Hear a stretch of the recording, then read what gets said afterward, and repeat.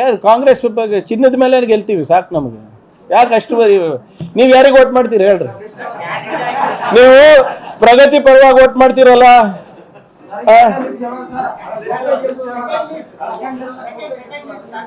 ಕಾಂಗ್ರೆಸ್ ನನ್ನ ಸಂಬಳ ಎಷ್ಟಿದೆ ಅಷ್ಟೇ ಮಾತಾಡ್ಬೋದ್ರಿ. ನೀವು ನಮ್ಮ ಸಂಬಳಕ್ಕಿಂತ ಜಾಸ್ತಿ ಕೇಳಿದ್ರೆ ಎಸ್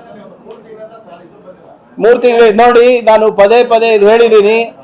ಹೋದ 6 ತಿಂಗಳಿಂದ ಫಸ್ಟ್ 6 ಮಂತ್ಸಿಂದ ಯಾವುದೇ ವೇಜು ಸಿಕ್ಕಿಲ್ಲ.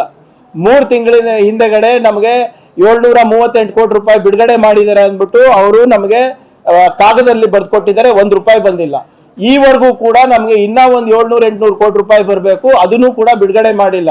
ಮೆಟೀರಿಯಲ್ ಬಿಲ್ಸು ಬಂದಿಲ್ಲ. ನಮಗೆ ದುರ್ದೈವ ಏನಪ್ಪ ಅಂದ್ರೆ, ಇತಿಹಾಸದಲ್ಲಿ ಮೊದಲನೇ ಬಾರಿಗೆ ಈ ಯೋಜನೆ ಜಾರಿಯಾದಾಗಿಂದ ವೇಜ್ ಬಿಲ್ ಇಲ್ಲ. 1200-300 ಕೋಟಿ ರೂಪಾಯಿ ವೇಜ್ ಬಿಲ್ ಇಲ್ಲ, ಮೆಟೀರಿಯಲ್ ಬಿಲ್ ಇಲ್ಲ, ಅಡ್ಮಿನಿಸ್ಟ್ರೇಷನ್ ಕಾಸ್ಟ್ ಕೂಡ ದುಡ್ಡು ಕೊಟ್ಟಿಲ್ಲ, ಅಂದ್ರೆ ಪಗಾರ್ ಕೂಡ ಬಿಟ್ಕೊಟ್ಟಿಲ್ಲ. ಈ ಸರ್ಕಾರ, ಬಿಜೆಪಿ ಸರ್ಕಾರ ಕಂಗಾಲಾಗಿದೆ ಅಂತ ನನಗೆ ಅನುಮಾನ. ನಮ್ಗೆ ಹೇಳ್ತಾರಲ್ಲ 5 ಗ್ಯಾರಂಟಿಗಳನ್ನ ನಾವು ಕೊಟ್ಟು ನಮ್ಮ ಬೊಗಸೆ ಖಾಲಿ ಆಗಿದೆ. ಇವ್ರು ಯಾವ ಗ್ಯಾರಂಟಿ ಕೊಡಲಾರ್ದೆ ಇವ್ರ ಬೊಗಸೆ ಹೆಂಗ್ ಖಾಲಿ ಆಯ್ತು?